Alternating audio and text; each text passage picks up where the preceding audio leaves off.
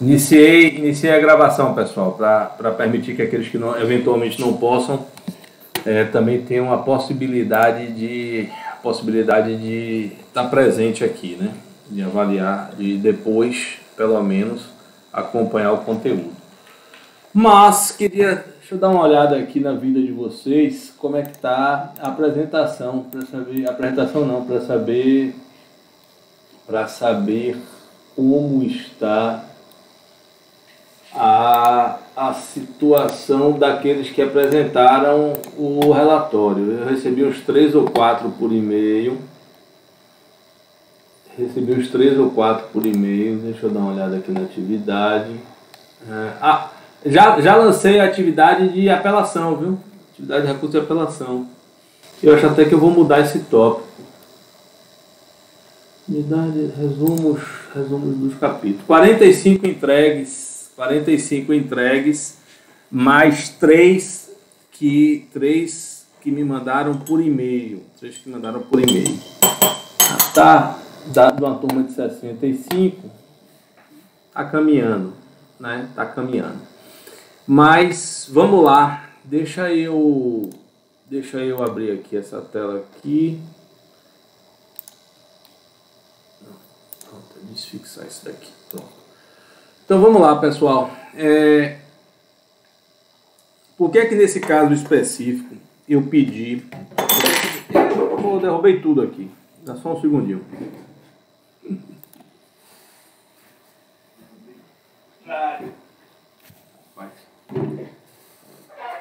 Derrubei o café, derrubei o adoçante, derrubei tudo. Então, vamos lá. Por que nesse caso específico, pessoal, eu pedi a vocês, ou seja, assim, a única atividade, o único trabalho que vocês tiveram nesse sentido foi estudar. É porque eu queria que vocês tivessem pelo menos uma boa noção ou uma boa concepção geral da parte de teoria dos recursos, tá? E dessas regras gerais de recursos. Por que isso? Porque vocês compreendendo bem a parte de teoria geral, a gente tem muito mais facilidade de compreender os recursos em espécie. Porque a gente já vai começar a entrar, né, na próxima semana em recursos em espécie. Eu já, inclusive, postei o material de apelação, mas não postei ainda a atividade. A atividade eu vou postar até quinta-feira. Mas já posso antecipar para você que serão questões de múltipla escolha, tá? Para serem feitas, e aí na outra aula a gente senta para corrigir. Mas vocês têm alguma dúvida até aqui? Querem discutir algumas questões?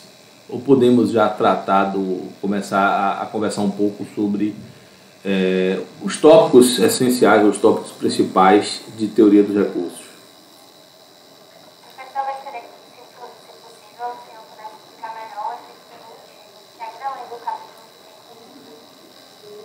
Perfeito.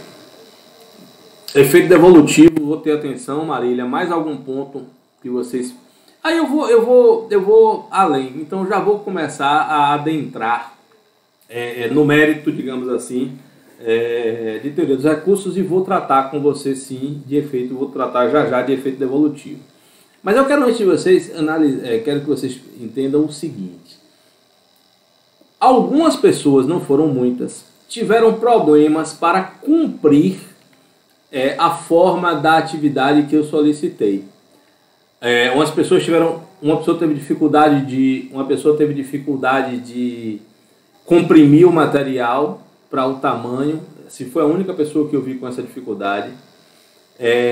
2 pessoas tiveram problemas pessoais de internet, e uma pessoa não tinha analisado que eu tinha exigido que se constasse cada um dos tópicos e subtópicos, né? E aí eu queria com vocês já fazer uma reflexão, para que vocês já entendam a importância para o processo da forma, né? Porque fica parecendo, quando eu nego, quando eu desconto ponto, ou quando eu tiro algum ponto, porque você não me entregou na forma, no prazo, que é uma chatice minha. em certa medida, não tem problema nenhum, podem colocar uma parte disso na conta da minha chatice. Digamos assim, eu sou um professor um pouco mais rígido mesmo, e aí você bota um pouco aí na conta da chatice. Mas tem um ponto em relação a isso que é pedagógico para vocês, que é formativo para vocês, que é justamente a noção de admissibilidade. A noção de admissibilidade. Vocês estudaram isso lá em processo 2, quando foram estudar a extinção do processo em resolução do mérito, e também estudaram isso desde, na verdade, teoria geral do processo, que a gente tem no estudo do processo 2 juízos desenvolvidos. Um juízo desenvolvido, que é o juízo de admissibilidade, e um outro juízo, que é o juízo de mérito.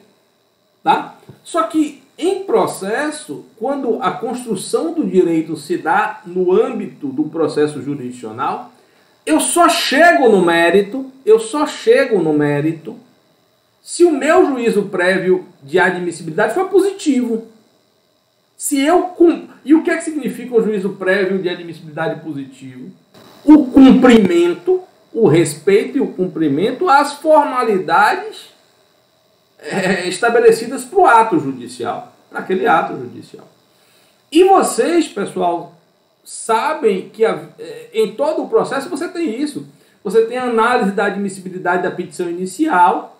Se não forem cumpridos os requisitos da petição inicial, a consequência será a sua inadmissibilidade. Extingue o processo em resolução do mérito por indeferimento da petição inicial.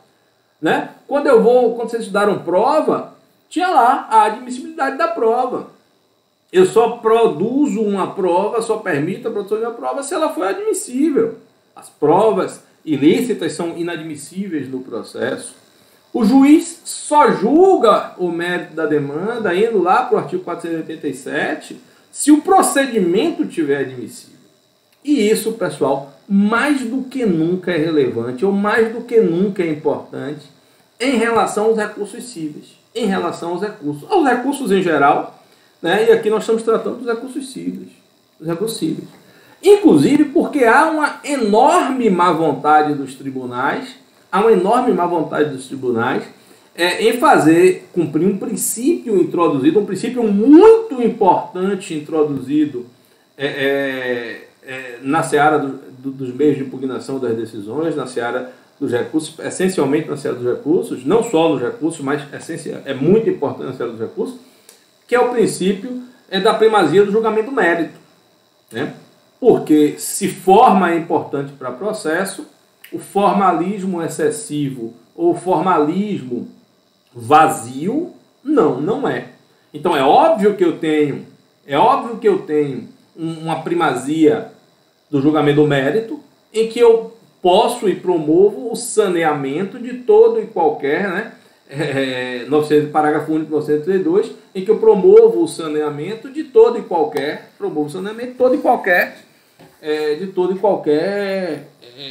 vício que seja sanável. Mas os tribunais superiores, eles têm uma máquina estruturada para inadmitir recursos que não tenham cumprido a admissibilidade. E você tem recursos inclusivos você tem inclusive hipóteses de inadmissibilidade, ou seja, o não cumprimento dos requisitos recursais, né, que são insanáveis, como é o caso da intempestividade. A apresentação de recurso intempestivo gera a inadmissibilidade do recurso.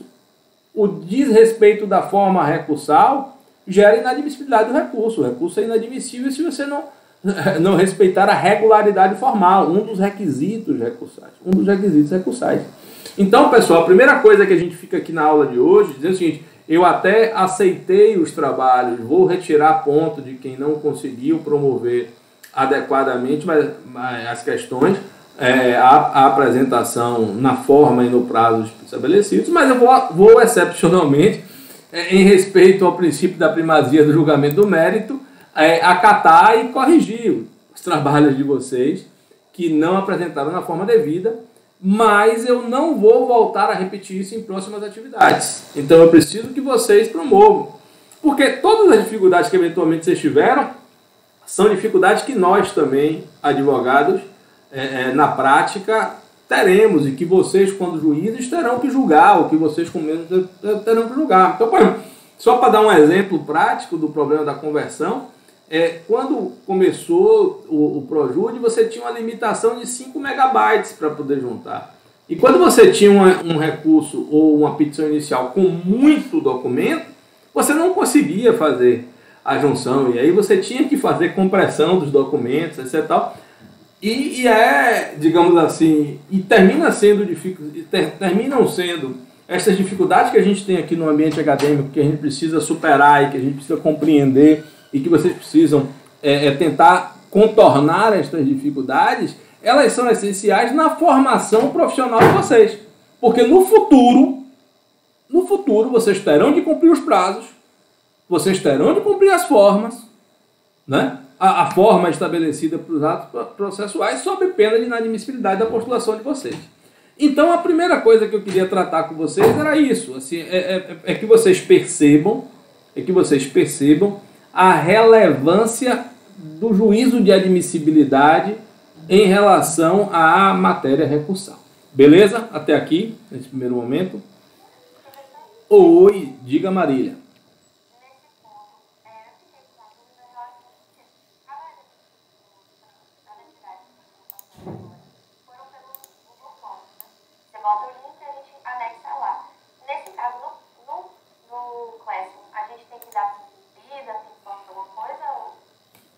Não sei. Eu sei que você precisaria anexar.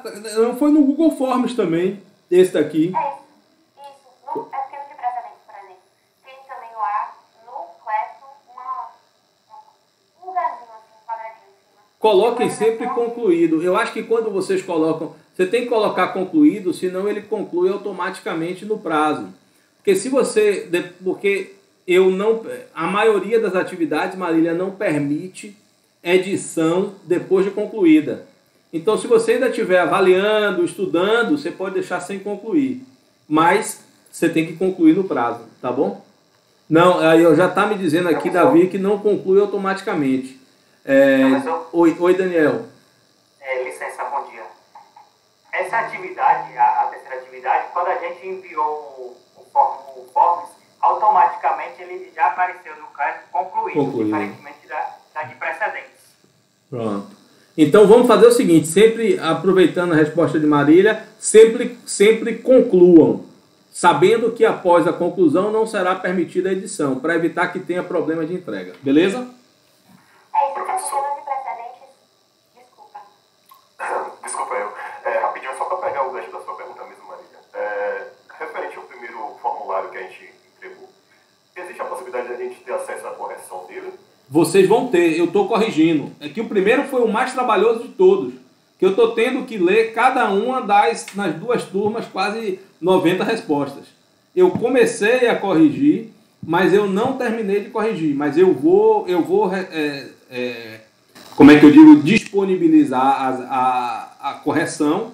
Os baremas já foram disponibilizados, as respostas, assim, a gente já tratou deles em sala de aula, os baremas já foram entregues, e eu vou disponibilizar a correção. Agora, lá pelo Google Forms não é aquela correção que a gente faz em papel, que você circula, que você escreve, né? Eu estou atribuindo uma nota e estou disponível, se for o caso alguém achar alguma injustiça, a gente marca para trocar uma ideia. Mas eu vou todas as atividades eu vou corrigir, Raimundo. Marília? Oi. Vai. Isso não é de precedentes mesmo. Tem aqui, seus trabalhos. Aí tá como pendente, porque eu anexei no Google Forms. O questionário era no Google Forms. Então, eu respondi lá e não coloquei marcar como concluído, por exemplo. Aí tá como pendente. Eu fiquei com receio de dar algum problema. Entendi. Deixa eu ver, vamos dar uma olhada aqui. Vamos dar uma olhada aqui.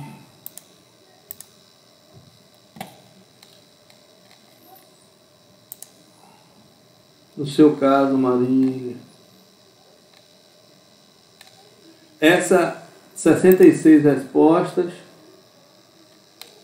Me dá seu e-mail aí, Marília.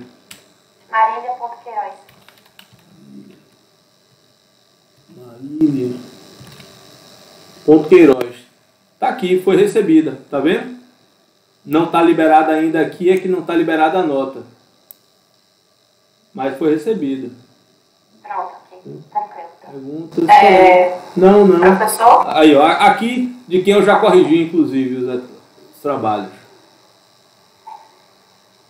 Professor? Oi. Bom dia. Bom eu dia. queria que Oi, Rayane. depois o senhor, se possível, explicasse um pouco mais sobre deserção. Perfeito. Que eu não consegui materializar ainda isso na minha mente, entendeu? Perfeito, vamos Porque, lá. assim, as primeiras páginas eu consegui entender tudo direitinho e tudo mais. Aí quando o negócio vai ficando mais técnico, eu comecei a sentir um pouco mais de dificuldade, entendeu? Perfeito. Vamos sim, vamos tratar de todos os pontos. Então, deixa eu começar, deixa eu respeitar então a ordem cronológica. Foi Marília quem me perguntou sobre os efeitos. Não foi, Marília? Pronto. Vamos lá. Me diga você, né, primeiro, né, o que é que são os efeitos dos recursos e quais efeitos você conseguiu apreender em relação aos possíveis efeitos dos recursos. Me fale você primeiro. Tem o efeito suspensivo e o efeito devolutivo. O efeito suspensivo seria o caso de quando existe uma decisão, suspende os efeitos daquela decisão até que ela transite em julgado. E aí o Fred traz até a reflexão, né, que não seria um recurso que tem o efeito suspensivo, mas sim a decisão ela já tem essa suspensividade, digamos assim. E o recurso apenas prolonga esse efeito. Parênteses. Primeira coisa para a gente, vamos começar vamos conformando nossa ideia para todo mundo tentar compreender bem. Primeira coisa, o que é efeito? Efeito, do ponto de vista lógico, é uma consequência que decorre de um ato qualquer na vida. Ponto. O efeito da existência da gravidade, se eu soltar uma pedra, é que ela vai cair. Ponto.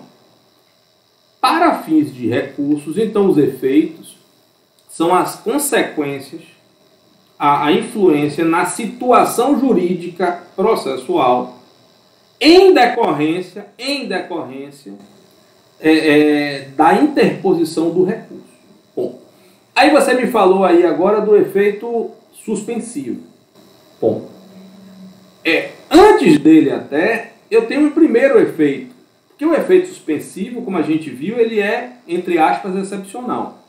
O primeiro efeito deles, o primeiro efeito da interposição de um recurso é o quê? É obstar a coisa julgada. A primeira coisa que a gente tem que ter em mente é isso daí. Você precisa entender isso. Por quê? Porque de todo e qualquer ponto não recorrido, haverá formação de coisa julgada. Então, se eu tenho, por exemplo, um pedido, como vocês viram, os recursos podem ser totais, em que ele impugna a integralidade da decisão, ou podem ser parciais. Então, se eu tenho uma ação, que eu tenho um pedido de danos materiais e um pedido de danos morais, os dois foram julgados procedentes, e eu recorro somente do pedido de dano moral e ninguém recorre do pedido de dano material, o pedido de dano material transitará em julgado. Porque contra ele não foi interposto recurso. Ponto. E aí eu não posso, com o trânsito em julgado, mais impugnar pela via do recurso. Eventualmente eu poderei interpor, como a gente vai ver propor, como a gente vai ver lá adiante, ação rescisória. Mas recurso eu não posso mais. Então a primeira consequência, o primeiro efeito do recurso, e aí todo recurso admissível tem esse efeito, aí a questão da admissibilidade, que o recurso inadmitido, ele equivale a não recurso, a recurso não interposto. Então, o primeiro efeito deles é promover, né, a obstacularização da formação da coisa julgada. Ele mantém a litispendência. Ele diz, olha, aqui ainda não ocorreu a coisa julgada. Ponto. Beleza até aqui, Marília? Pronto. Aí Marília falou uma coisa aqui que é importantíssima. Vamos pegar esse efeito que ela falou, que é o efeito suspensivo. Por quê? Porque formação de coisa julgada, pessoal, não significa requisito necessário para a eficácia da decisão, que é uma outra consequência, tá? Da decisão. Ou seja, proferida uma decisão judicial, ela tem que ser cumprida imediatamente ou ela precisa esperar o trânsito em julgado para que seja cumprida? Me diga aí, Marília, você que está tratando do assunto. Ela pode ser cumprida provisoriamente se não houver efeito suspensivo no que for interposto. A resposta é justamente essa, Marília. Perfeito. Então, a imediata eficácia da decisão dependerá da, interposição ou não de recurso, e 2, dos efeitos que esse recurso tem, entre aspas, ou dos efeitos que esse recurso gera na decisão. E aí a gente tem 2 problemas sérios, ou a gente tem um grande problema sério no nosso ordenamento, na reforma do CPC. A gente teve um grande problema que é a lógica que não é lógica. Ou seja, qual foi a lógica? Vocês estão vendo aí o CPC, pessoal? Respondam aí que eu não estou vendo vocês. Pronto, perfeito. O CPC, quando foi de 2015, quando foi editado, ele tentou nos trazer a regra de que os recursos não possuem efeito suspensivo. Foi lá o artigo 995 que disse, olha, os recursos não impedem a eficácia da decisão, salvo de disposição legal ou judicial em sentido diverso. A eficácia da decisão recorrida poderá ser suspensa por decisão de relator se da imediata produção de seus efeitos houver risco de dano grave, difícil ou impossível reparação, a ficar demonstrada a probabilidade do recurso. Tá? Então, o que é que a gente tem? O que é que a gente teve com o artigo 995? O anseio de todos os processualistas. Né? Porque a gente, na história, a gente tem aquela pendularidade em momentos que a sociedade quer muita segurança jurídica, e aí isso implica muito tempo, muita segurança implica procedimento mais seguro, quantidade maior de recursos, dificuldade de realização de efeitas decisões. Então, quando você quer muita segurança jurídica, procedimentos muito seguros são procedimentos muito demorados, teoricamente. E se você quer celeridade, você tem que simplificar o procedimento. Significa, a celeridade ela é o oposto da segurança jurídica. Né? Vocês estão vendo toda a celeuma que a gente tem nessa questão dos efeitos suspensivos do recurso, está gerando na esfera criminal, né, por conta de se tentar levar à esfera criminal a possibilidade de cumprimento provisório da pena quando os recursos superiores não têm efeito suspensivo. Então, os recursos para os tribunais superiores, recurso especial, recurso extraordinário, e os destes 2 que se desdobram, já não tinham efeito suspensivo. Tá? Já não tinham efeito suspensivo. Bom, e aí o CPC veio com o artigo 995, e esse era o desejo de todos. Ocorre, pessoal, que aí já antecipando o assunto desta semana de estudo de vocês, que é do recurso de apelação, a apelação, que é o principal recurso do nosso ordenamento jurídico, né? Inclusive a apelação é um recurso que em todos os ordenamentos você tem esse recurso, tem a possibilidade, tem a previsão de um recurso, ou seja, o recurso de apelação é o cumprimento essencial do princípio do duplo grau de jurisdição, né? É o que a gente chama de recurso ordinário por natureza. Ele tem no procedimento dos juizados, ele tem com o nome de recurso nominado, no processo trabalhista ele tem com o nome de recurso ordinário, no processo do ECA ele tem com o nome de apelação, no processo eleitoral ele tem com o nome, com a apelação mesmo das sentenças, das sentenças. Então, ele tem, e se você buscar em outros ordenamentos, em ordenamentos jurídicos de outros países, ele sempre existirá. É possível que eu não tenha outros recursos, como o agravo de instrumento, por exemplo, que é o recurso que cabe como regra de decisão interlocutória, cabe também de algumas é o que cabe das decisões interlocutórias, o agravo instrumento é o recurso que cabe das decisões interlocutórias, ele, por exemplo, não cabe no processo do trabalho. No processo do trabalho não cabe agravo instrumento, as decisões interlocutórias não são imediatamente recorríveis, só vão poder ser recorridas junto com a sentença. Tá? Mas a apelação sempre tem. E a apelação, assim, você pode até ver, é mais fácil você ver num processo, se tiver 2 recursos, um vai ser apelação e o outro deve ser embargo e declaração. São os recursos mais usados. E aí o CPC veio no recurso de apelação e concedeu à apelação efeito suspensivo. Esse foi o problema que nos gerou, esse é o problema que gera todo o sofrimento, quando você vai aqui na apelação 1012 e diz aqui, ó, a apelação terá efeito suspensivo, salvo essas hipóteses que estão no parágrafo 1º. Então, ou seja, olha que aqui, entre aspas, que problemático, né? Que coisa... primeiro, isso atrasa muito o início da eficácia das decisões. E segundo, isso tem uma inconsistência na estrutura dogmática do processo hoje grande.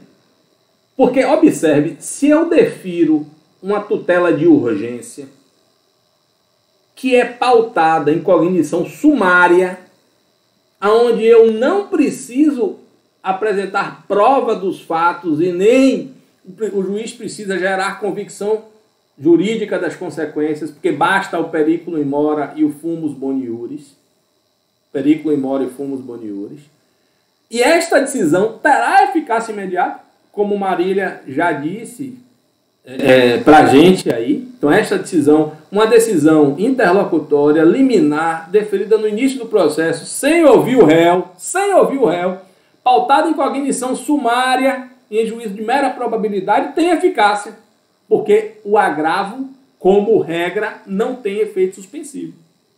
Mas a decisão pautada em cognição exauriente, após toda a instrução, após realização do contraditório, após toda a instrução probatória realizada, né, em juízo de cognição exauriente, não tem eficácia, não gera eficácia. Né? A não ser que o juiz use a técnica de algum dos capítulos da sentença, ele deferir, se foi requerida antecipação de tutela, na própria sentença. Mas se ele não... que é decisão interlocutória dentro da sentença. Né? O reconhecimento, como é que eu digo, o deferimento de tutela de urgência no âmbito da sentença, isso constitui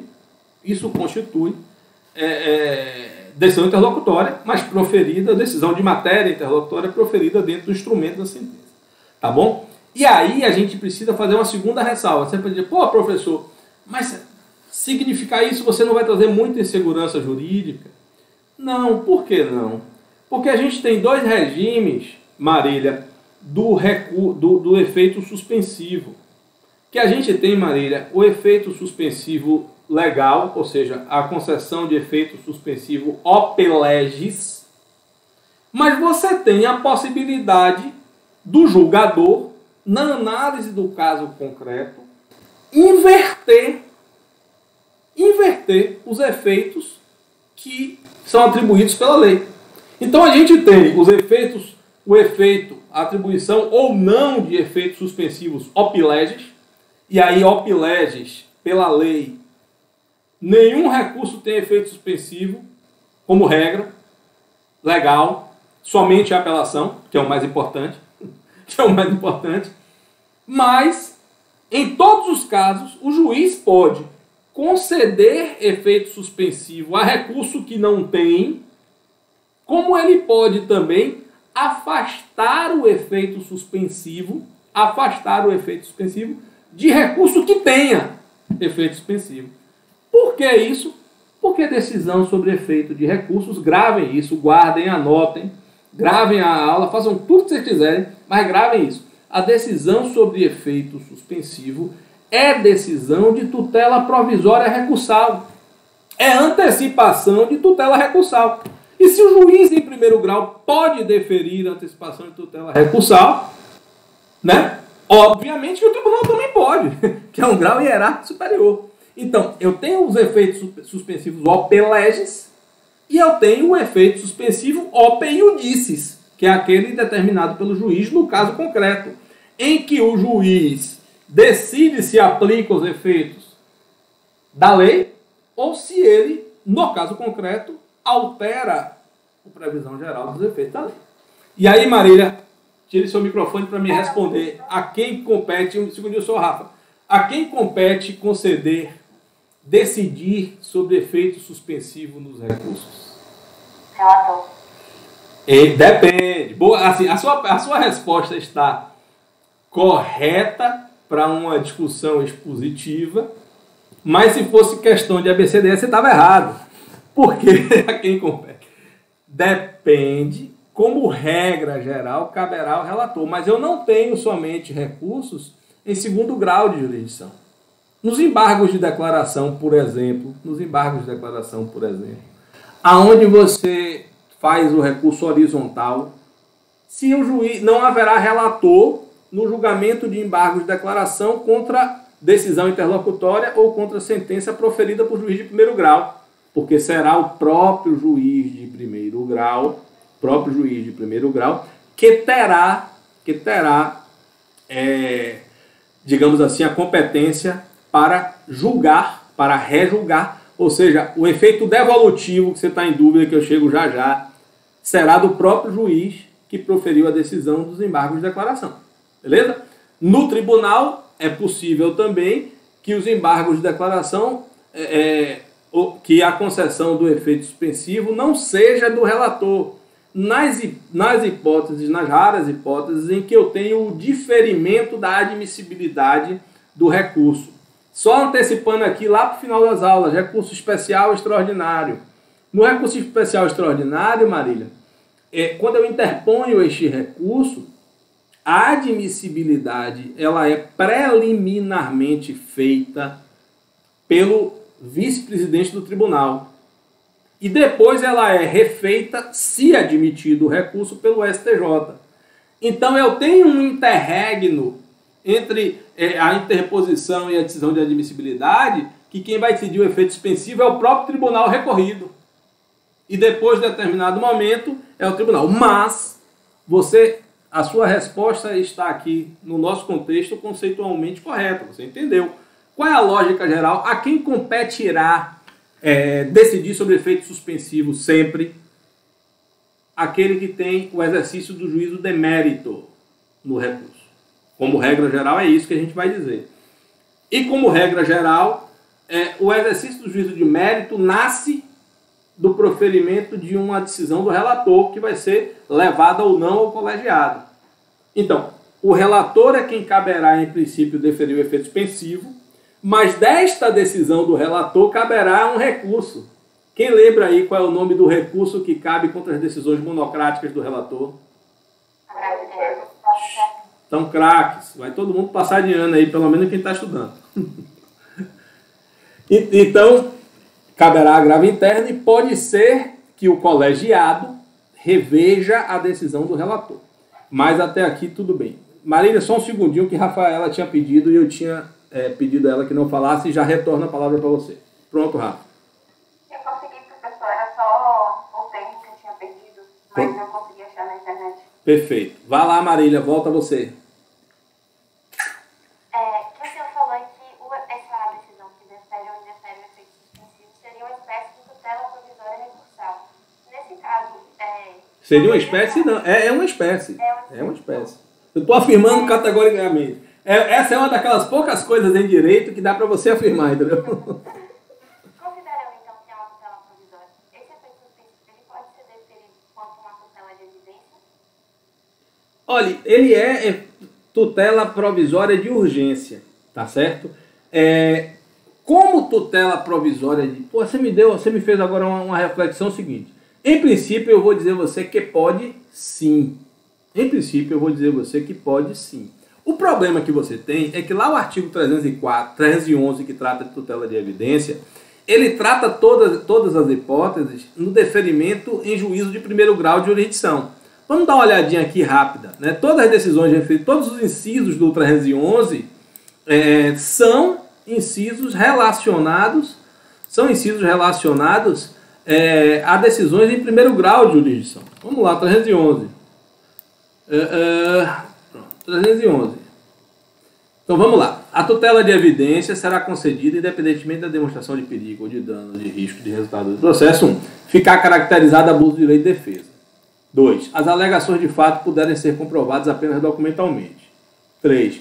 Se tratar de pedido rei persecutório fundado em prova documental. E 4. A petição inicial for instruída como prova documental.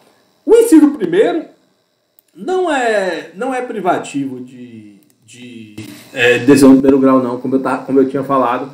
Né? Você pode sim, aqui um exemplo muito claro do inciso primeiro, Marília, de uma hipótese de você requerer a concessão da tutela do efeito, ou do efeito suspensivo, ou afastamento do efeito suspensivo, ou seja, da tutela de urgência, ou melhor, da tutela de evidência em grau de recurso.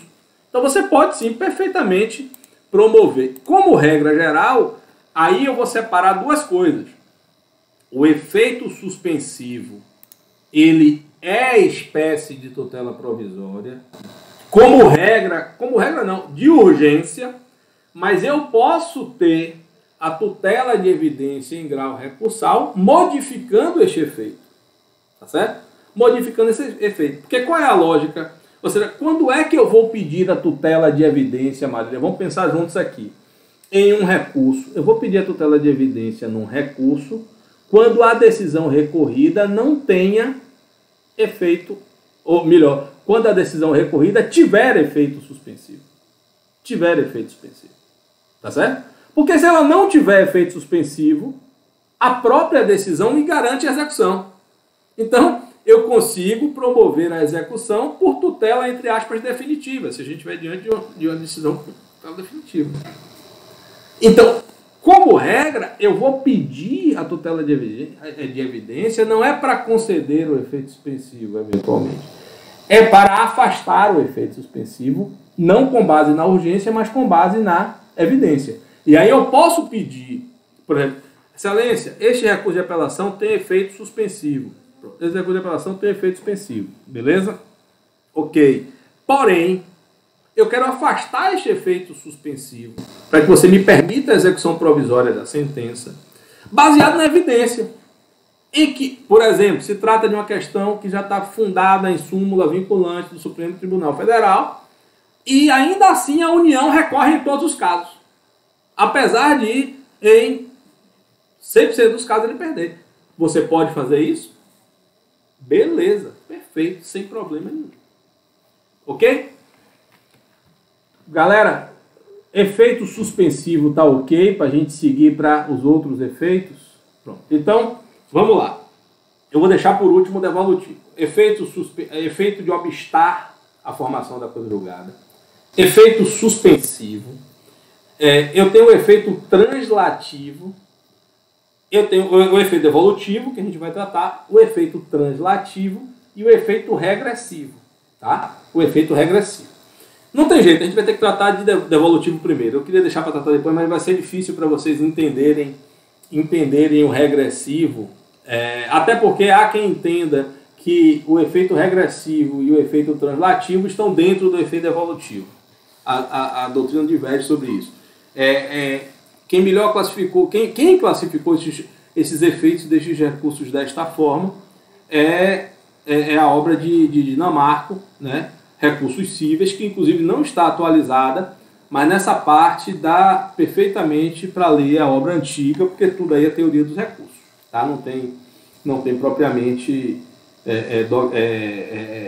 ou seja, assim, a alteração do CPC em nada influenciou na categorização, na classificação dos efeitos do recurso. Então, o que é efeito devolutivo, pessoal?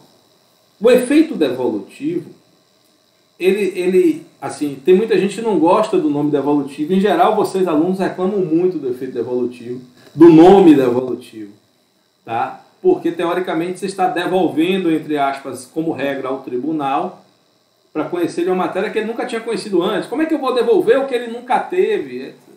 Etc, etc. Mas, assim, a lógica da utilização desse nome é porque, teoricamente, a estrutura hierarquizada da justiça permite às instâncias superiores, ou é função das instâncias superiores, conhecer toda a matéria que a instância inferior conheceu. Né? Ou seja, é o rabo que balança o cachorro, é o cachorro que balança o rabo. Ou seja, é o cachorro que tem que balançar o rabo, não é isso? Então, se o Supremo Tribunal Federal, se o juiz de xorroxó pode decidir um tema, o Supremo não vai poder, né? Então, é por isso que a gente fala em efeito devolutivo. Só que a grande questão, e aí a gente vai analisar isso com o efeito de obstar a coisa julgada, é a seguinte: eu posso proferir uma decisão que transita em julgado em primeiro grau de jurisdição. Ponto. Então, sobre tudo aquilo que transitou em julgado, a instância superior não vai poder decidir, pelo menos não vai poder decidir em grau de recurso. Poderá decidir através da interposição de ação rescisória, mas em grau de recurso não. Então, primeira coisa é tudo aquilo que não foi recorrido não tem efeito devolutivo. Por quê? Porque transitou em julgado. Precluiu a discussão daquela matéria em nível recursal. Mas tudo aquilo que foi recorrido, será levado à possibilidade de o tribunal julgar. Será levado à possibilidade do tribunal julgar. Então, o que é, Marília, assim, em sua essência? Depois, eu acho até que eu sei o que você está sofrendo. Deve ser o efeito devolutivo em profundidade. Deve ser as discussões do efeito devolutivo em profundidade. Eu chego já lá. Mas eu preciso que você entenda o pacote básico. Né? Certo? O que é o pacote básico do efeito devolutivo? A gente tem, inclusive, um brocardo latino. É bom, esses brocardos latinos são bons, que a gente cobra mais caro e tira onda com os amigos. O advogado cobra mais caro e vocês tiram onda com os amigos de vocês. Que é tanto um devolutum quanto um apelatum. Tanto um devolutum quanto um apelatum. Tá certo? Então, deixa eu ver se eu consigo aqui fazer graficamente isso aqui. Eu nunca usei muito Paint, não, mas deixa eu ver. Pra gente... Talvez aqui... Porque falta um quadro, sabe? A gente, quando dá aula aqui, falta um quadro, velho. O quadro ajuda... Uma aplicação, professor, aqui nos 3 pontinhos, que é o JAN, não sei se pronuncia assim, mas é basicamente um Paint dentro do... Mas é basicamente a mesma coisa. Acho que o senhor vai enfrentar as mesmas dificuldades. Quadro de comunicação, abrir um JAN aqui, eu vi. Próxima vez eu tento. Como eu já abri o Paint aqui, né? Eu vou tentar. O problema aqui é fazer isso com mouse. Né? Fazer isso com mouse. Mas para que vocês vejam, deixa eu escolher aqui um negócio dele. Para que vocês entendam é o seguinte. Eu tenho... Aqui está que merda. Deixa eu botar um negócio mais grosso aqui. Botar aqui... Então, eu tenho aqui a matéria cognoscível dos autos. Eu tenho aqui a matéria cognoscível dos autos. Eu tenho dano moral. Eu tenho dano material. Tá certo? Eu tenho dano material emergente. E eu tenho aqui dano material, lucro cessante. Tá certo? Aqui. Esse é o nosso objeto, esse daqui é o nosso objeto cognoscível no âmbito do processo. Vamos supor que os 3 pedidos tenham sido julgados procedentes. Tá certo? Os 3 pedidos tenham sido julgados procedentes. Só que o dano material emergente, a pessoa pediu 100 e foi deferido... a pessoa pediu 100 e foi deferido 50. Aqui eu tenho o que? Sucumbência recíproca. Significa que as duas partes têm interesse recursal. Lembram? Outros requisitos, interesse recursal. Bom, o dano moral foi dado integralmente e o lucro cessante foi dado integralmente. Bom, quem é que tem legitimidade para recorrer do dano moral e do lucro cessante? Quem é que tem interesse recursal? Não é legitimidade, é interesse recursal para recorrer? A parte que perdeu. A parte que ganhou, nesse caso o réu, exatamente. A parte que perdeu, o réu tem direito a recorrer. Então, desta matéria aqui, autor e réu podem recorrer. Aqui, ó, aqui somente autor recorre. Aqui somente autor recorre. E aqui autor e réu recorre. Os dois. Ao contrário, não. Hã? Ao contrário, não. Ao contrário, me perdoe. Então a gente só muda o exemplo. Você está certíssimo. Só para não ter que escrever de novo. Deixa eu ver se eu apago rápido aqui, mas eu apago rápido. Você está certíssimo. Não, aqui não. Não, mas eu vou ter que apagar tudo mesmo. É isso mesmo. Se for julgado procedente, apenas o réu, integralmente procedente, apenas o réu tem interesse recursal do dano material, moral. O dano emergente, como foi julgado parcialmente procedente, pediu 100, ganhou 50. Autor e réu podem recorrer. E lucros cessantes, apenas o réu pode recorrer, porque também foi deferido na sua integralidade. Então, a primeira coisa que a gente tem que ver aqui é o seguinte: o que é que vai ser devolvido para o tribunal se ninguém recorrer nada? Ponto. Se ninguém recorrer, nada vai ser devolvido ao tribunal. Mas vamos supor que o réu recorra. Mas o réu não recorra de tudo, porque o dano moral ou melhor, deixa eu mudar também esse exemplo aqui para facilitar meu exemplo. O dano moral também foi parcial. O autor pediu 10 mil e foi 5 mil. Aí o réu aqui vai aqui e diz: rapaz, do dano moral eu não vou recorrer. Por que eu não vou recorrer? Porque ele deu 5 mil e 5 mil está muito abaixo da jurisprudência para casos como esse. Está boa a decisão para mim. Então eu vou recorrer somente do dano material emergente, porque embora ele só tenha dado 50 quando houve o pedido de 100, eu analisei aqui a prova dos autos e o juiz apreciou errado a prova dos autos, ele não consegue provar nem 50 de dano material, e vou recorrer do lucro cessante que ele deu tudo. Então, ao apresentar aqui o recurso, esse daqui, ao recurso do réu, esse daqui é o efeito devolutivo. Tanto devolutum quanto apelado. Tanto devolutum quanto apelado. Então, em termos de extensão, será, viu? Deixa eu até completar aqui. Será, porque deu espaço, será devolvido ao tribunal a extensão de toda a matéria que foi impugnada. Com isso, significa dizer para vocês que o tribunal não vai poder julgar nada sobre o dano moral. Ele não vai poder julgar nada sobre o dano moral porque não teve recurso sobre o dano moral. Pelo menos no exemplo que a gente está aqui. Depois eu até posso usar esse exemplo para tratar de dano, para tratar de recurso adesivo, né? Incidente de adesão de recurso. Mas o efeito devolutivo está aqui. Agora, vamos lá. No que concerne a sua profundidade, e aí eu já antecipo para vocês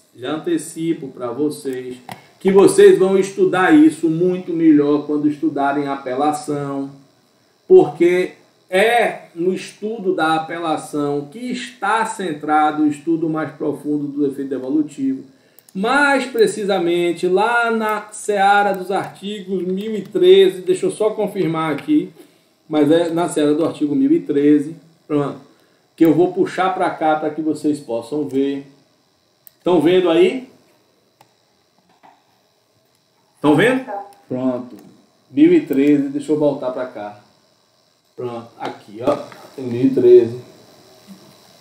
É que ela está dizendo, tem o tratamento do efeito devolutivo. Então, embora este tratamento do efeito devolutivo aqui esteja na apelação, né, aqui há uma metonímia. O efeito devolutivo da apelação é o estudo, em termos de teoria geral, do efeito devolutivo para todo e qualquer recurso. Então, a apelação devolverá ao tribunal o conhecimento da matéria impugnada. Primeira coisa que nós tratamos aqui, está aqui. A extensão do efeito devolutivo. Tanto devolutum quanto apelatum. Ela se estenderá a tudo aquilo que foi objeto de impugnação. Beleza até aqui? Ótimo. Agora, e quanto ao conteúdo, à profundidade desta análise? Eu só posso analisar os argumentos levantados pelas partes? E aí não. Vamos lá. E aqui começa-se o tratamento dogmático do que constitui o efeito evolutivo em profundidade. Então, primeiro, serão, porém, objeto de apreciação e julgamento do tribunal todas as questões suscitadas e discutidas no processo, ainda que não tenham sido solucionadas, desde que relativas ao capítulo impugnado. Então, por exemplo, a parte, eventualmente, não tratou de todos os elementos ou todos os pontos relacionados ao dano material. Eu não vou poder tratar nada de dano moral. Mas quanto às discussões relacionadas ao dano material, as questões que foram lá suscitadas e que não foram, na sua integralidade, decididas ou discutidas, podem ser tratadas. Por exemplo, alguém arguiu que a base legal do dano material era pautado em uma lei que é inconstitucional. Mas isso não ficou decidido. Essa questão não ficou decidida no âmbito. E quando recorreu, o advogado não percebeu isso. O tribunal vai poder adentrar? Vai poder adentrar sem nenhum tipo de problema. É um ponto que foi inicialmente tratado e não. 2. Quando o pedido ou defesa tiver mais de um fundamento, o juiz acolheu somente um. O tribunal pode entrar nos demais? Pode. Eu posso, por exemplo, na minha contestação, ter dito, olha, não cabe dano material porque a norma é inconstitucional, não cabe material porque não tem prova do dano material, e não cabe material porque foi culpa concorrente do autor. Eu tenho 3 fundamentos para dizer, para o meu, entre aspas, pedido de que não cabe dano material. Pode ser que o juiz tenha dito que entende que cabe com base em uma situação, ou que não cabe com base em outra. Significa dizer o quê? Que o tribunal poderá adentrar na profundidade dos outros elementos, dos outros fundamentos que não foram tratados originalmente. E aqui, o parágrafo 3º e o parágrafo 4º, eles são aquilo que a gente chama de teoria da causa madura. Em que termina, e para alguns colocam isso daí, inclusive, como um elemento também do efeito translativo. Porque aí, já para terminar, o que é o efeito translativo? Já para facilitar e terminar isso aí. Todas aquelas questões que são levadas ao âmbito, são levadas ao tribunal independente da impugnação. Então, o exemplo clássico de efeito translativo são as matérias de ordem pública. A ilegitimidade da parte pode ser conhecida de ofício, pode ser conhecida de ofício. Tá? Há quem classifique que o efeito translativo está dentro do efeito evolutivo, ou seja, eu teria um efeito evolutivo expresso e um efeito evolutivo implícito do sistema. Né? Mas eu gosto da classificação de Cândido que uso.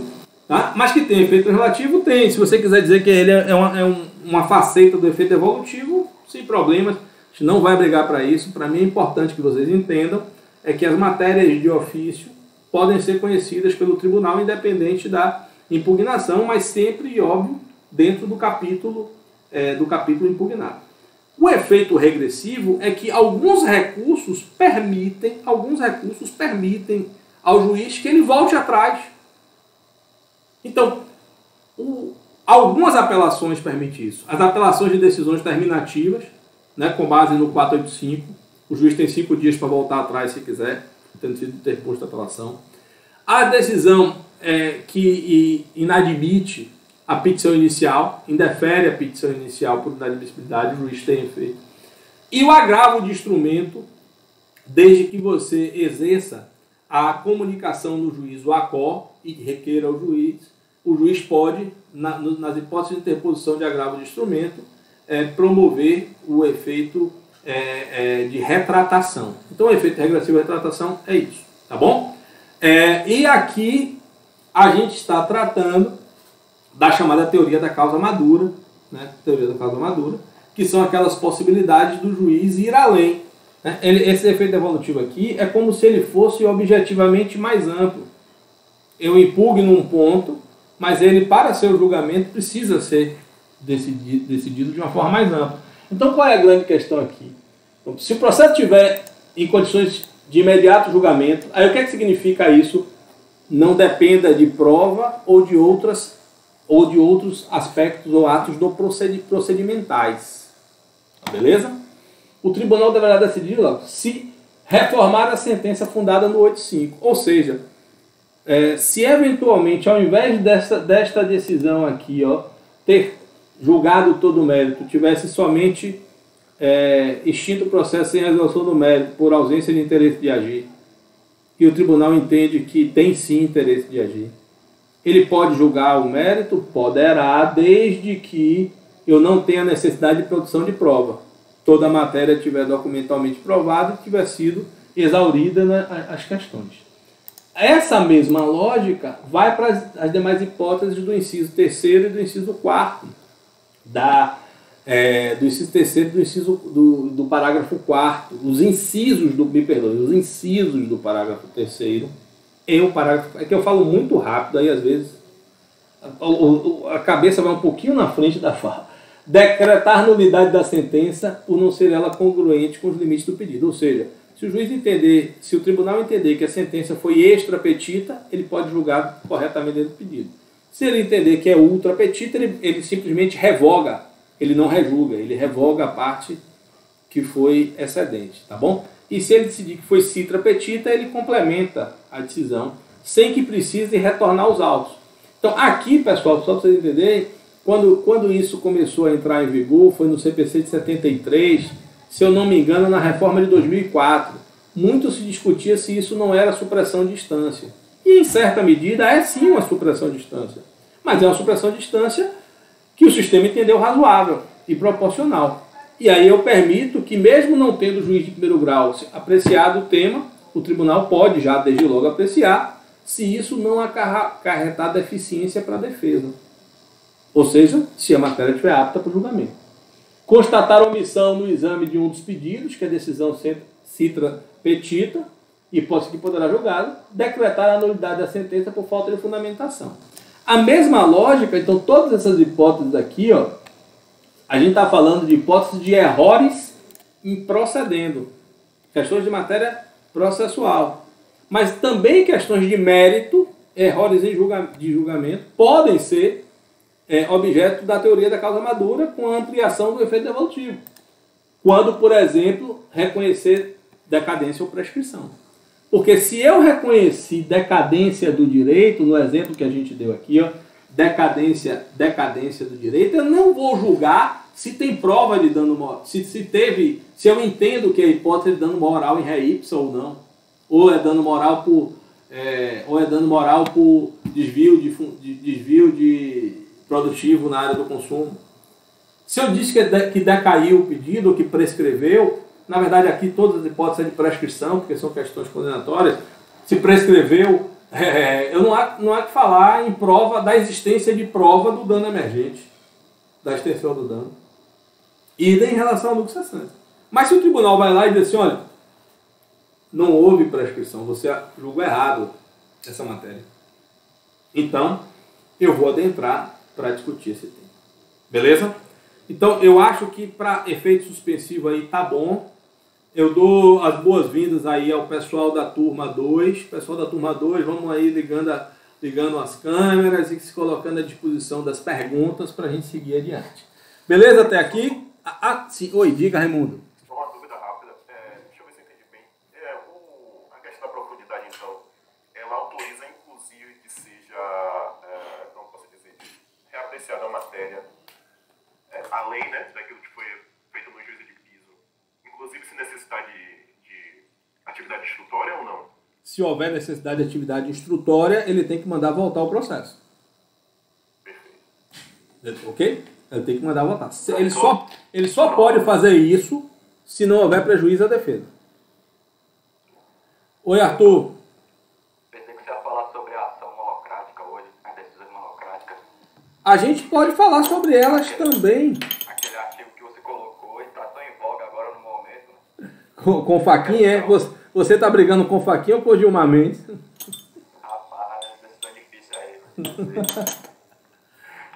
Mas a gente pode... Com Antes de falar de decisão monocrática, que são os poderes do relator, a gente pode ampliar um pouco isso, Arthur, para falar de poderes do relator no âmbito do procedimento. Eu acho que vale a pena a gente tratar aqui, vale a pena não, eu tenho que respeitar a ordem de perguntas, e teve alguém que me perguntou sobre preparo. Quem foi que me perguntou sobre preparo? Oi, Rayana. Tem como abrir a câmera aí, Rayana? Dos outros colegas, né? Aí não sei se sua pergunta vai atrapalhar. O quê?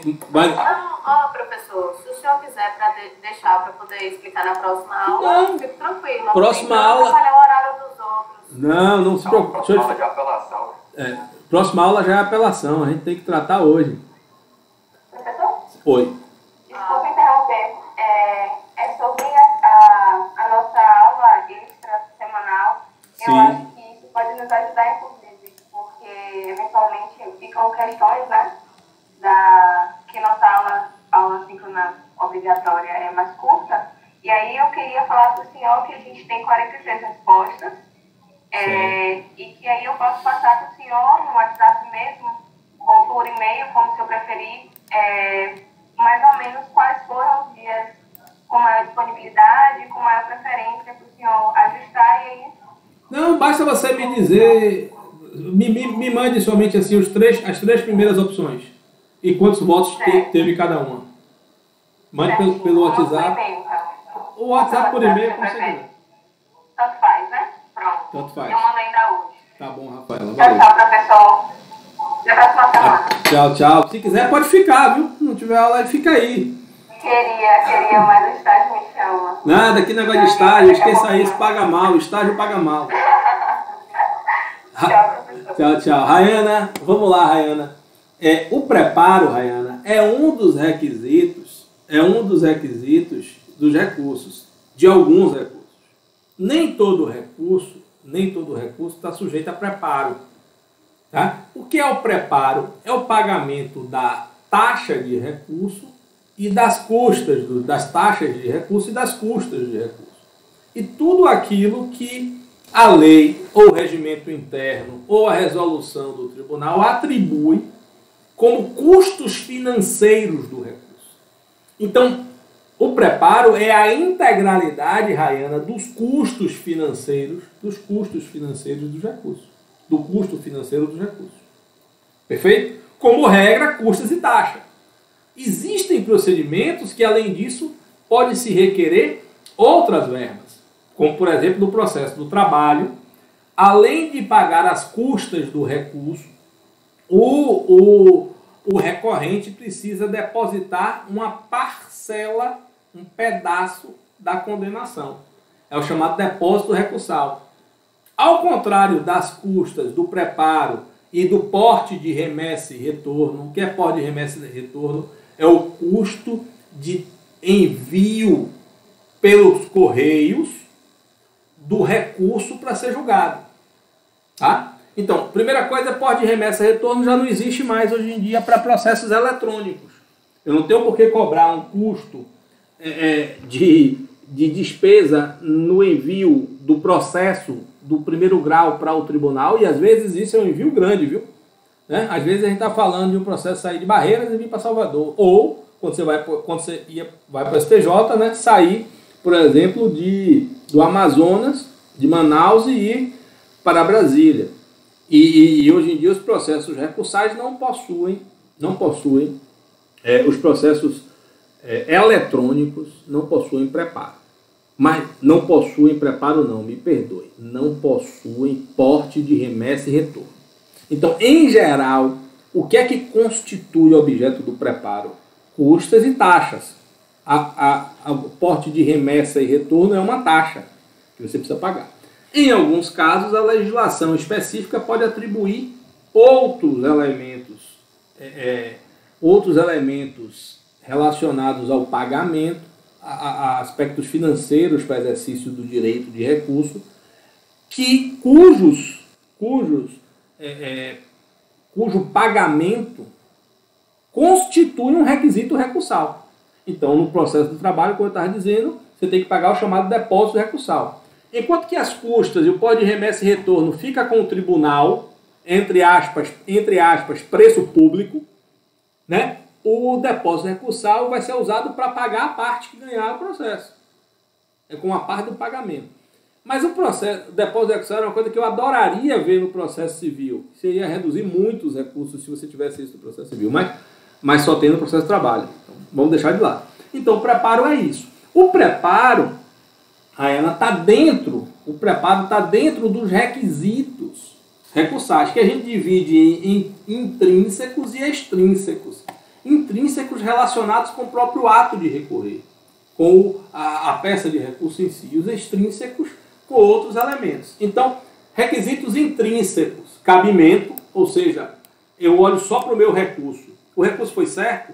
Era a sentença, então é apelação. Cabimento. Era a sentença, mas a parte entrou com recurso extraordinário. Cito muito. Recurso inadequado. Entrou com recurso especial.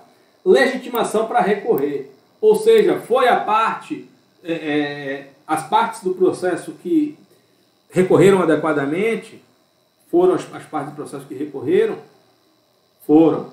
Não, mas é um terceiro interessado. A gente sabe que a legitimidade se estende ao terceiro interessado. Sendo que terceiro interessado é o terceiro que ainda não interviu. Porque se eu tenho alguém que foi chamado ao processo na fase de conhecimento, ele recorre como parte, ele não recorre como terceiro.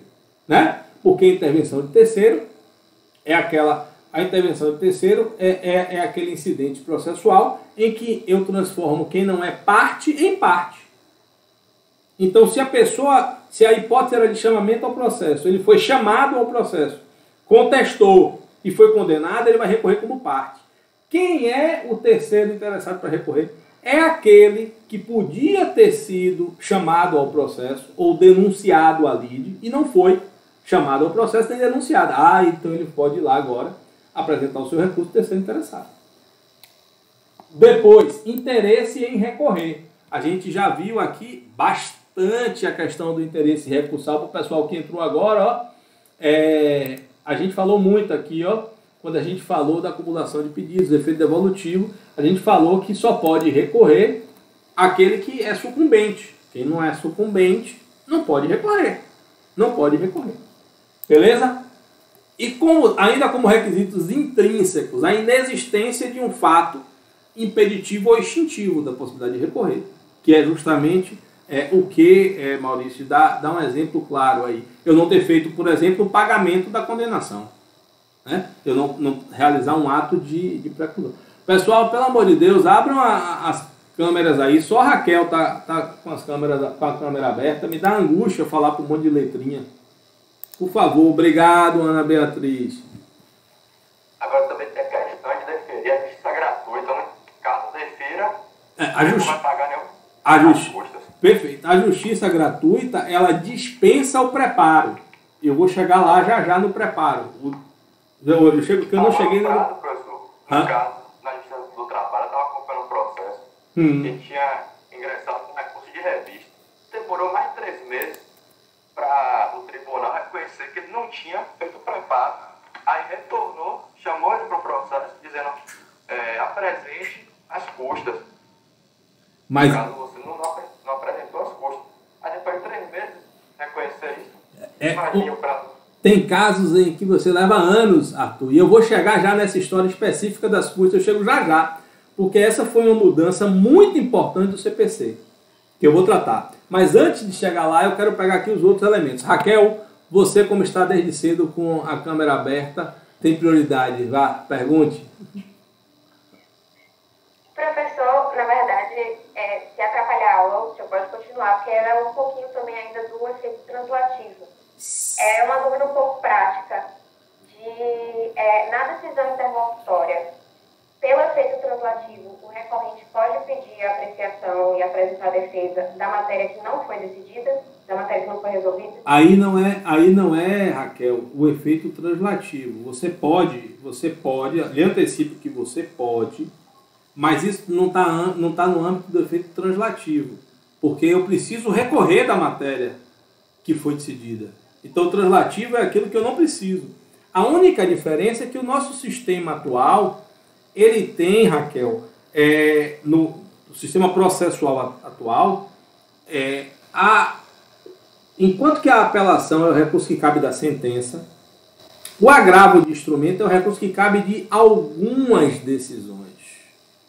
E, na verdade, a apelação é o recurso que cabe da sentença e de algumas decisões interlocutórias. Então, as decisões interlocutórias, algumas, eu posso recorrer imediatamente através de agravo de instrumento. São aquelas que estão lá elencadas no artigo 1015 do CPC, com as extensões promovidas pela jurisprudência do STJ, que entendeu por aplicar, né, a taxatividade mitigada e dizer que além daquelas hipóteses do 1015, outras hipóteses podem. A gente vai tratar disso quando tratar em agravo de instrumento. Mas assim, algumas decisões interlocutórias são imediatamente recorridas via agravo de instrumento. E outras decisões interlocutórias, o CPC vai lá e diz, você não pode recorrer agora, porque você só vai poder recorrer desta questão quando for proferida a sentença. E aí, ao fazer o seu recurso de apelação, você vai ter que apresentar uma preliminar dizendo, olha, teve uma decisão do juiz que indeferiu 5 perguntas minhas na audiência. Eu fiz 5 perguntas, o juiz indeferiu, está na ata. Isso é essencialmente direito de defesa. E essas decisões tomadas em audiência não são passíveis de agravo de instrumento. Então eu quero que vocês aqui, antes de adentrarem no mérito da sentença, reconheçam que estas decisões proferidas de indeferir as minhas perguntas em audiência me geraram prejuízo, essencialmente de direito de defesa. E, portanto, eu quero que vocês anulem o processo todo. Anulem a sentença e anulem o processo para reabrir a audiência de instrução, me permitindo fazer estas perguntas. Mas não é efeito translativo, porque eu tenho que promover a minha impugnação no tema. Então, como é a lógica recursal geral hoje das decisões mais importantes? É bom que você está me ajudando a tratar, assim, precisa disso mesmo. A gente devia dar o curso 2 vezes. Uma primeira vez para gravar cada um e a outra para concatenar as ideias. Porque, assim, eu tenho dos pronunciamentos judiciais que se aprenderam lá em processo 2, né? Vou pegar a classificação de Fred, que eu gosto e concordo. São 4 tipos. As de juiz de primeiro grau são decisões interlocutórias e sentença. As de juízo, as proferidas por tribunais são decisões monocráticas e acórdãos. Deixa as decisões monocráticas e acórdãos guardadas e vamos tratar das 2 de primeiro grau de jurisdição. Decisões interlocutórias e sentença. Ponto.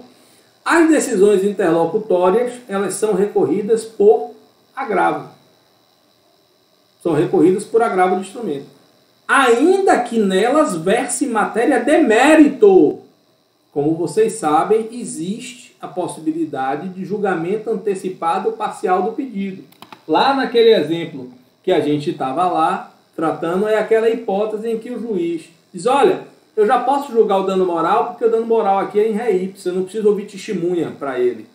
Mas, para o dano material, eu preciso. Aí o que ele pode fazer? Ele pode dar uma decisão interlocutória que ele julga a parcela do pedido e condena o dano moral. Ou julga improcedente o dano moral, pouco importa. Esta decisão, embora tenha um conteúdo que, entre aspas, está lá no artigo 487, seria matéria de mérito, né? Como foi proferida decisão interlocutória, é passível de recurso de agravo de instrumento. Bom, e outras decisões interlocutórias que não são passíveis de agravo de instrumento são recorridas no momento da apelação, na apelação. Então, o agravo de instrumento é a decisão que cabe de decisões interlocutórias específicas. A apelação é o recurso que cabe das sentenças, de qualquer conteúdo, que seja a sentença, as sentenças, e também das decisões interlocutórias que, em relação às quais não gera-se preclusão, porque também não se pode recorrer. Não gera preclusão até aquele momento. Beleza? Até aqui? Fechado, entendido? Voltando aqui para... Cadê Rayana? Foi embora? Quem eu estava tratando dos requisitos. Então, voltando aqui, a gente tratou dos requisitos intrínsecos e vamos agora para os requisitos extrínsecos. Quais são os requisitos extrínsecos? São aqueles que eu olho para além da minha peça recursal, para além do meu ato recursal, na verdade. Não é só a peça, é o ato jurídico de interpor o recurso. Que são elementos que estão fora deste ato em si, que é a primeira tempestividade, né? Tempestividade, que a gente tinha diversos prazos no CPC e agora, pelo menos no CPC, você tem legislações extravagantes que têm outros prazos recursais, como a Lei 9.099 de juizados, que é 10 dias, e como o ECA, que é 8 dias a apelação no ECA. Mas para os recursos tratados no âmbito do CPC, a gente só tem 2 prazos. Embargos de declaração de 5 dias e todo o resto em 15 dias. Todo o resto em 15 dias. Qualquer recurso. Não precisa nem gravar o nome. Recurso, se só precisa gravar, para saber o prazo, você só precisa saber o nome dos embargos de declaração. Que esse é o prazo de 5 dias. Todos os outros recursos têm prazo de 15 dias. Regularidade formal, né? que é o respeito das formalidades que a gente falou tanto aí, né, no começo da aula, e o preparo. E aqui era isso que eu queria lembrar com vocês, para fazer o preparo, que é o seguinte. Os seus professores de processo já devem ter falado isso com vocês. O CPC, todo ele reconheceu e analisou a jurisprudência do STF e do STJ, mas essencialmente do STJ, porque ele é matéria infraconstitucional. E analisou toda a jurisprudência relevante do STJ sobre o tema. E dentro desta jurisprudência, ele selecionou aquilo que ele queria legalmente incorporar a jurisprudência, o conteúdo da jurisprudência e transformar em artigo de lei, e separou tudo aquilo que ele não queria incorporar e fez artigos de lei opostos à jurisprudência do STJ, dizendo o oposto da jurisprudência do STJ. E dentro disso está aqui o preparo. Viu, Arthur? Esse ponto que você trouxe, né, de que às vezes o tribunal levou 3 meses para perceber que o preparo estava incompleto, é porque antigamente, Arthur, se você tivesse que fazer um pagamento de preparo que fosse de R$15.000 e você fizesse R$15.002 e você fizesse o pagamento de R$15.001 e esquecesse 1 centavo, o seu recurso ia ser inadmitido. Por ausência de preparo, por preparo incompleto. Eu vi isso até no livro de prédio. Isso. Estava escrito isso. Essa era a jurisprudência dominante do STJ, do TST, dos tribunais superiores como um todo. Essa era a jurisprudência dominante. E aí o CPC ele foi no sentido oposto, diametralmente oposto da jurisprudência do STJ. Para reconhecer, aí aqui é uma regra, isso é uma regra, a regra do artigo 1007, os parágrafos do artigo 1007, é uma regra que, positiva, ou que prescreve um comportamento que cumpre o princípio da primazia do julgamento de mérito. Aqui esse é um exemplo bacana para vocês entenderem do ponto de vista prático a diferença entre o princípio e as regras. Então, o princípio da primazia de julgamento de mérito, por exemplo, ele é positivado através de diversas regras. No âmbito do CPC. Eu vou pegar 2 exemplos, que foi um exemplo justamente do preparo que foi levantado por Rayana. Então, quando ele vai lá e diz assim, olha, tendo havido um preparo incorreto, um equívoco no preenchimento da guia, um preparo incorreto, ou mesmo que não tenha havido o preparo, eu tenho, conforme o caso, intimar a parte para recorrer, ou para complementar o preparo, ou se ele não juntou nada, pagar em dobro. Ele vai ter essa sanção. Ele tem que pagar em dobro e não pode errar nessa segunda vez, que ele já errou uma vez. E é o que está lá no Brasil. Então, aqui são regras, pessoal, de preparo. Essas daqui, ó, são regras de preparo que cumprem, que respeitam, que cumprem, deixa eu até botar para cá, para ficar na gravação melhor, que cumprem, e deixa eu mudar isso daqui. Pô, pior que atrapalhou. Vou parar a partilha. Que cumprem o princípio. Deixa eu voltar aqui para reproduzir, que eu vou pegar o segundo exemplo. Tá certo? Que eu vou pegar aqui o segundo exemplo. Que cumprem o princípio da primazia do julgamento do mérito.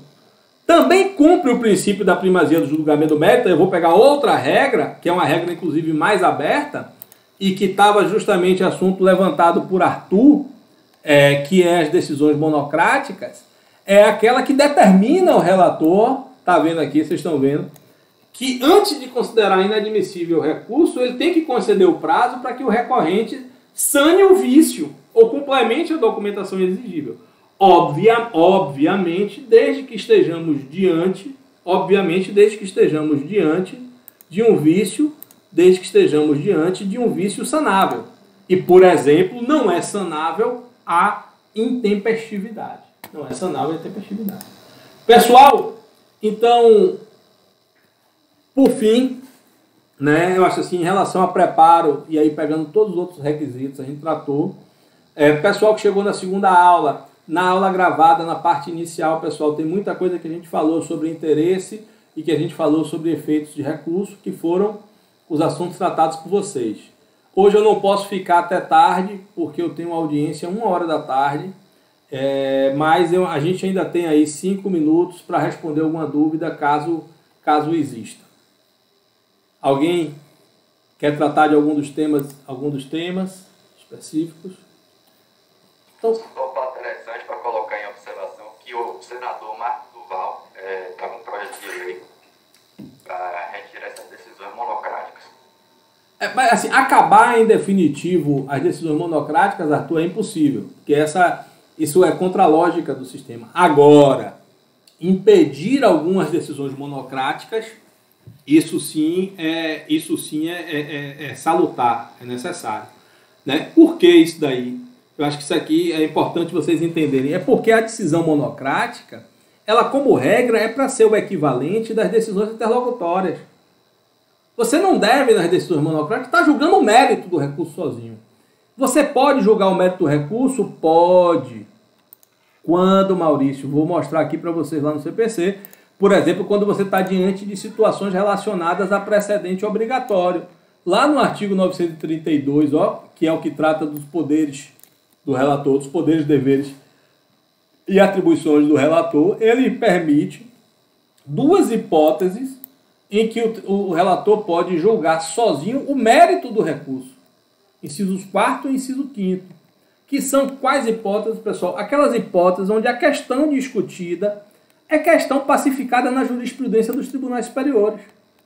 Então, ele pode negar provimento, e negar provimento é julgar dando razão ao recurso, entre aspas, é como se você estivesse julgando procedente o pedido inicial, no recurso isso equivale a julgar provimento. Quando você julga improcedente o pedido, no recurso isso equivale, é o termo técnico, você nega provimento ao recurso. Então os relatores podem, né? Agora, todas as outras itens, incisos que estão lá no 932, olha, 1, 2, 3, e aí você vai até o 8, eles estão relacionados a situações equivalentes, entre aspas, às decisões interlocutórias. Não são questões relacionadas ao juízo de mérito do recurso, e sim ao procedimento do recurso. Beleza, pessoal?